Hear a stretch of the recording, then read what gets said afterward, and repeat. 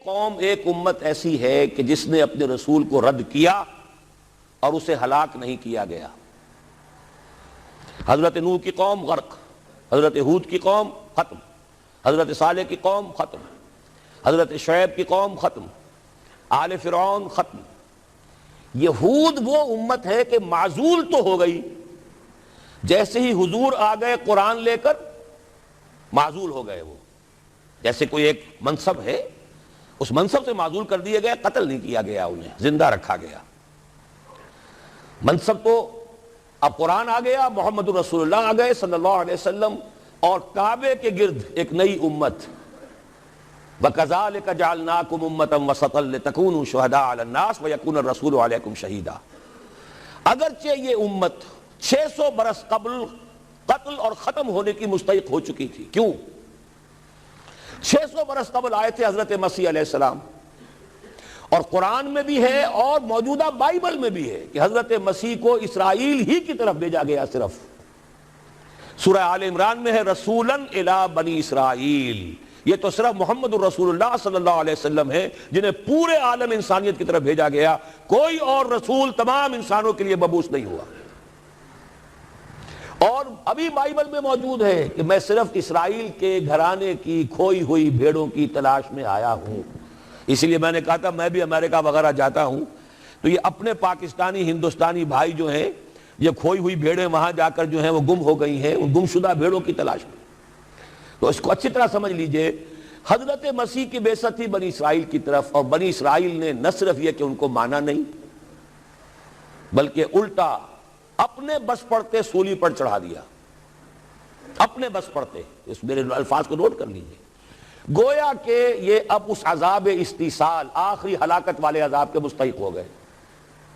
لیکن یہ پوری انبیاء اور رسل کی تاریخ میں ایک استثناء ہے کہ اس میں جیسے آج کل ہم کہتے ہیں ججمنٹ ریزروڈ، حضرت مسیح کو اللہ نے زندہ اٹھا لیا، یہود کے اوپر لعنت تو کر دی، ختم نہیں کیا. سمجھ رہے ہیں میری بات کو؟ سن 70 سے ان پر عذاب آیا، حضرت مسیح سن 33 عیسوی میں اٹھائے گئے. سن 70 میں عذاب آ گیا ٹائٹس رومی کے ہاتھوں، وہ ہیکل سلیمانی بھی پھر دوبارہ گر گیا اور انہیں نکال دیا گیا ڈائسپورا سن 70 سے. لیکن ختم نہیں کیا گیا. یہ استثناء ہوا ہے. کیوں ہوا ہے؟ یہ بات پھر دوسری میری آج کی گفتگو میں بڑی کڑوی بات ہے، بہت کڑوی بات ہے. یہ جو دوسری امت جو جس سے کہ میں اور آپ ہیں، اور جو بہترین امت ہے، کنتم خیر امت، یہ جب طرز عمل وہی اختیار کرے گی جو یہودیوں نے کیا تھا، ان کو سزا ان ملعونوں کے ہاتھوں دلوائی جائے گی. بات سمجھ لیجئے میری. آپ کو معلوم ہے پھانسی کا پھندا کون ڈالتا ہے؟ چوڑا. اور ہندوستان میں مجھے بتایا مولانا امین حسن اصلاحی صاحب نے، وہ مشرقی یوپی سے ان کا تعلق ہے، اعظم گڑھ سے، کہ ہمارے علاقے میں یہ رواج تھا کہ اگر کوئی راجپوت شخص کوئی بہت گھناونا کوئی کام کرتا تھا تو اس کو جوتے لگواتے تھے چمار کے ہاتھوں. راجپوت کے سر پر راجپوت کا جوتا پڑا تو چلیے جوتا تو ہے لیکن ہے تو راجپوت کا. لیکن جب راجپوت کے سر پر چمار کا جوتا پڑتا تھا، جسے انگریزی میں ہم کہتے ہیں to add insult to injury, ایک تو تکلیف ہو رہی ہے جوتے کی اور ایک انسلٹ ہو رہی ہے کہ چمار کا جوتا ہے، تو یہ گویا کہ بدترین سزا ہو گئی. یہ امت جتنی اونچی ہے، جس کے رتبے ہے سوا، اس کی سوا مشکل ہے. جس کا مقام بلند ہے اسی اعتبار سے ان کو پھر سزا بھی سخت ملتی ہے. صاف فرما دیا اللہ تعالیٰ نے سورہ احزاب میں، اے نبی کی بیویو تم عام لوگوں کی طرح نہیں ہو، لستم کاحد من النساء، لستن کاحد من النساء، اگر تم نے کوئی غلط حرکت کی دوہرا سزا عذاب ملے گا. اور بات صحیح ہے، جن کے رتبے ہیں سوا ان کی سوا مشکل ہے. اس امت کو عذاب کے کوڑے مارنے والی قوم وہ ملعون اور مغضوب علیہم قوم ہے، جس کے لیے قرآن مجید 2 دفعہ کہتا ہے ضربت علیہم الذلۃ والمسکنۃ وباؤوا بغضب من اللہ. اور یہ کوڑے بہت زبردست شکل میں ابھی آنے والے ہیں. میری بات اب آپ نے سمجھ لی؟ کیوں رکھا گیا یہود کو؟ یہ جلاد کیوں سنبھال کے رکھے گئے؟ انہیں بھی سزا دی گئی. اس صدی میں بھی ہٹلر کے ہاتھوں میں بھی 6 ملین 60 لاکھ اس نے ختم کیے. ان پر تو سزا کا سلسلہ چلتا رہا، ایکسٹرمینیٹ نہیں کیا، ختم نہیں کیا، باقی رکھا ہے، اس لیے کہ ان کو کوڑا بنا کر امت مسلمہ کی پیٹھ پر مارنا ہے کہ تمہارا رتبہ، تم محمد کے امتی صلی اللہ علیہ وسلم، ہمارے آخری رسول، ہمارے اکمل رسول، ہمارے خاتم النبیین، خیر البشر، اور ان کی امت ہو کر تمہارا حال یہ ہے، تو تم سزا کے مستحق جو ہو، وہ سزا ہے کہ جو اچھی طرح سمجھ لیجئے ہماری حال جو اس صدی کے آخر میں شروع میں ہوا تھا کہ تمام مسلمان غلام، اس غلامی کے اوپر جو مزید کوڑا تیار ہوا 1917 میں بالفور ڈیکلریشن کے ذریعے سے برطانیہ نے اجازت دے دی کہ یہودی آ سکتے ہیں، اب فلسطین میں آ کر آباد ہو سکتے ہیں، وہ مکان خرید سکتے ہیں، جائیداد خرید سکتے ہیں، زمینیں خرید سکتے ہیں۔ 1971 اس پر اندیشہ تھا کہ کہیں اگر خلیفہ عثمانی نے جہاد کا اعلان کر دیا، اس لیے کہ سلطان عبد الحمید کو بڑی سے بڑی رشوتیں پیش کر کے دیکھ لیا تھا انہوں نے کہ یہ جو ہمارے اوپر پابندی ہے کہ ہم فلسطین میں آباد نہیں ہو سکتے، جو کہو ہم تمہیں دولت دینے کو تیار ہے، یہ پابندی ختم کر دو۔ سلطان عبد الحمید ویسے جو بھی کچھ تھے چھوڑ دیجئے، لیکن یہ کہ اس نے کہا کہ جو معاہدہ عمر نے کیا تھا رضی اللہ تعالی عنہ، میں پیچھے نہیں جاؤں گا، لہذا خلافت ختم کروا دی، اور کروائی کس کے ہاتھوں؟ ایک مسلمان کے ہاتھوں، اس لیے کہ فری میسن تھا مصطفیٰ کمال پاشا، فری میسن، یہ سب یہودیوں کے ادارے، چاک کر دی ترک ناداں نے خلافت کی قبا، سادگی اپنوں کی دیکھ، اوروں کی عیاری بھی دیکھ۔ ہندوستان میں ہنگامہ چل رہا ہے، تحریک چل رہی ہے، مسلمان ہجرت کر رہے ہیں، اور سب کچھ ہو رہا ہے، اور ہندو بھی شامل ہو رہے ہیں خلافت کی تحریک میں، لیکن اب مدعی سست گواہ چست، جب مصطفیٰ کمال نے خود ختم کر دی تو سب پانی پڑ گیا آگ کے اوپر، اب کیا بولیں، کس کو برا کہیں؟ اس کے بعد 1948 میں ان کی ریاست قائم ہو گئی اسرائیل۔ کتنے برس بعد؟ ریاست تو خیر اس وقت بھی ان کی نہیں تھی جبکہ ٹائٹس نے ختم کیا ہے، وہ تو بہت پہلے کی بات تھی، تقریباً 2000 سال بعد اسرائیل 1967 میں جنگ کروائی، اور یہ بالکل صدام کی طرح کا مسئلہ تھا۔ 1967 کی جنگ میں ایک سازش تھی، انہوں نے بطور مہرہ استعمال کیا جمال عبد الناصر کو، جس نے اچانک جو ہے ایلات کی بندرگاہ کو بلاک کر دیا 1967۔ اس پر جھپٹا مارا ہے اسرائیل نے، ادھر سے سینائی لے لیا، ادھر سے گولان ہائٹس لے لیے، ادھر سے جو ہے West Bank of Jerusalem, West Bank of Jordan لے لیا۔ یہ سن 67 کی بات ہے۔ پھر عالم عرب میں ایک ملک ذرا نکلنے لگا تھا کہ شاید ایک کے پاس پیسہ بہت تھا، لیبیا کے پاس، وہ مدد کر سکتا تھا کسی مسلمان ملک کی کہ وہ ایٹم بم بنا لے۔ دو ملک ایسے تھے، ایک غیر عرب، ایک عرب۔ عراقیوں کے پاس کچھ صلاحیت معلوم ہو رہی تھی کہ کچھ دانت شاید نکل آئیں، جیسے دودھ کے دانت ہوتے ہیں تو شاید ایٹمی دانت نکل آئیں، وہ بھرکس ان کا نکالا ہے۔ ایک دفعہ جا کر آپ کو یاد ہوگا ہوائی جہاز گئے اور سب کا تہس نہس کر کے آ گئے، اور وہ سخت جان قوم نکلی، انہوں نے پھر کچھ بنا لیا، تو پھر وہی 100 دام جال، پھر وہ 100 دام جو ہے جال کی شکل بچھا کر، اور جو پھنسایا ہے تو اگلا پچھلا کھایا پیا سارا اگلوا لیا۔ نتیجہ کیا نکلا؟ جنگ خلیج کے بعد اب عالم عرب پورا کا پورا اسرائیل کے سامنے سرنگوں ہے، وہ شاہ حسن ہو یا شاہ حسین ہو، کچھ تو پہلے ہی اپنے تھے، چاہے شاہ فہد ہوں اور چاہے حسنی مبارک ہوں، اب رہ کون گیا؟ اس سے بڑی ذلت کوئی ہے؟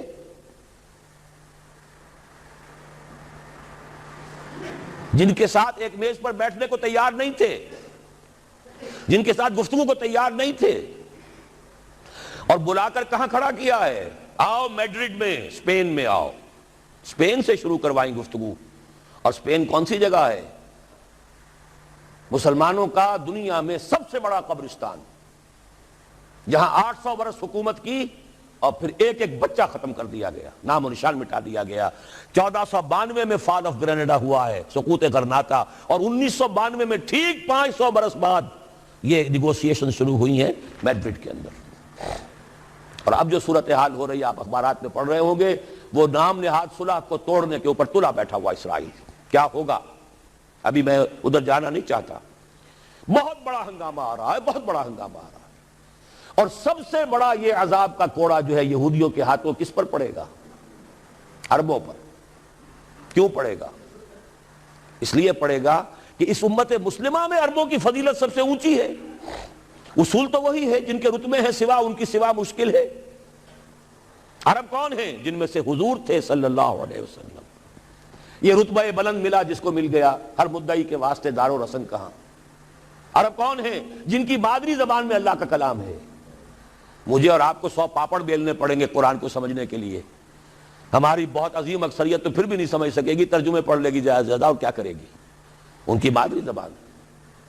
انہوں نے جب پیٹھ دکھائی اور اس صدی میں کولونیل رول سے آزاد بظاہر ہو جانے کے باوجود کسی نے قبلہ راست کردم, کسی نے وہ قبلہ کر لیا واشنگٹن کی طرف, کسی نے کر لیا ماسکو کی طرف, تو بدترین سزا کے وہی مستحق ہیں. اور جان لیجئے کہ وہ ہولو کاسٹ مڈل ایسٹ میں آنے والا ہے, آرمگڈون, الملحمۃ العظمیٰ.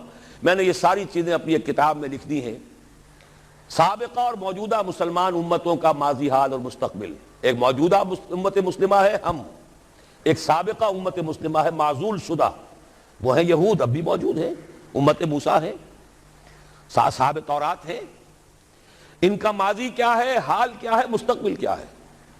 مستقبل میں سب سے بڑا پیچ جو پڑنے والا ہے, جیسے پتنگوں کا پیچ ہوتا ہے, ان دو امتوں کا ہے.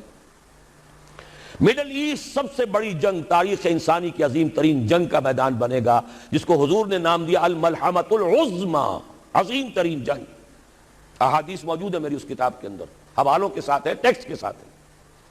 ویل للعرب من شر قد اقترب, ہلاکت اور بربادی ہے عرب کے لیے اس شر سے جو قریب آ چکا ہے. لیکن اب یہ بات تو پھر میرے اور آپ کے لیے ذرا دور کی ہو گئی. تیسری کڑوی بات اب آ رہی ہے. ابھی تو عربوں کی بات تھی نا. 120 کروڑ میں نے آپ کو بتایا تھا کہ مسلمان دنیا میں ہیں, ان میں 20 پلس 22-23 ہوں گے عرب ہیں, باقی 1 ارب 100 کروڑ یہ کون ہے؟ نان عرب, امیین. امیین نہیں, آخرین. امیین تو عرب ہیں. ان میں سے بقیہ میں سے سب سے بڑی مجرم قوم میں اور آپ ہیں. ہندوستان کا مسلمان نہیں, انڈونیشیا کا نہیں, ایران کا نہیں, ترکستان کا نہیں, افریقہ کا نہیں. 20 کروڑ عرب اور 10 پلس 11 ہیں یا 12 کروڑ ہیں, کتنے بھی ہیں, پاکستانی نمبر 2 مجرم. کیوں؟ انہوں نے ایک ملک بنوایا اسلام کے نام پر, لاکھوں انسانوں کی جانیں گئیں, ہزارہا عصمتیں لوٹیں, کتنا بڑا تبادلہ آبادی ہوا, کتنی مسلمان عورتیں ہندوؤں کے قبضے میں رہ گئیں. کس نام پر؟ ہمیں اسلام کے لیے ملک چاہیے. قائد اعظم نے فرمایا ہم اس لیے پاکستان چاہتے ہیں کہ اسلام کے اصول حریت و اخوت و مساوات کا ایک نمونہ عہد حاضر میں پیش کریں. 50 برس ہو چکے ہیں. نوٹ کر لیجئے, 2 حساب ہیں نا, ایک ہے شمسی, ایک ہے قمری. قمری کے حساب سے 50 برس ہو چکے, 9 مہینے زائد ہو چکے ہیں. شمسی حساب سے 50 برس میں 9 مہینے کم ہیں, بس اتنا ہی فرق ہے. اگلے اگست میں ہو جائے گا نا 50 برس کرسچین ایرا سے, 1997 1947 اگست تک کتنے مہینے رہ گئے. اور قمری حساب سے جو گزشتہ رمضان مبارک تھا اس کی 27ویں کو 50 مکمل ہو چکے, آگے 9 مہینے اور گزر چکے. ہم بالکل بیچ میں بیٹھے اس وقت. تو اسلام کہاں ہے؟ پاکستان بننے کے بعد ایمانداری سے دیکھیے کس چیز میں اضافہ ہوا ہے. بدمعاشی, عیاشی, جھوٹ, فحاشی, عریانی, بے پردگی, غبن, بد امنی, لوٹ مار, بڑے سے بڑے جرائم, گھناونے سے گھناونے جرائم, سب میں اضافہ. وہ اصول حریت و اخوت مساوات کہاں ہیں؟ ساری معیشت سود پر, اللہ اور اس کے رسول کے خلاف اعلان جنگ,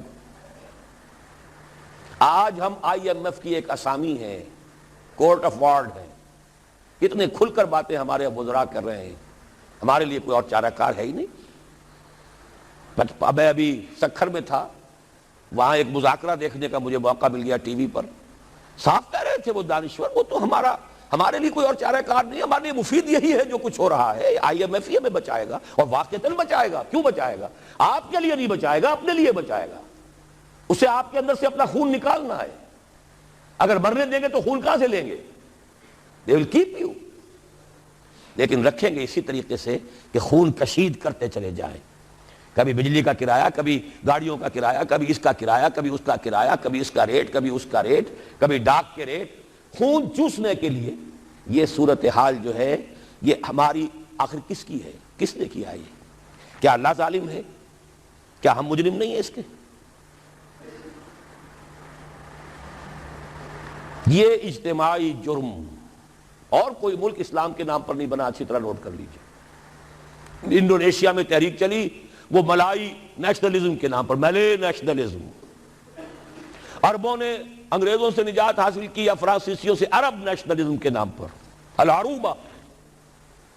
صرف ایک ملک بنا تھا، پاکستان کا مطلب کیا؟ لا الہ الا اللہ۔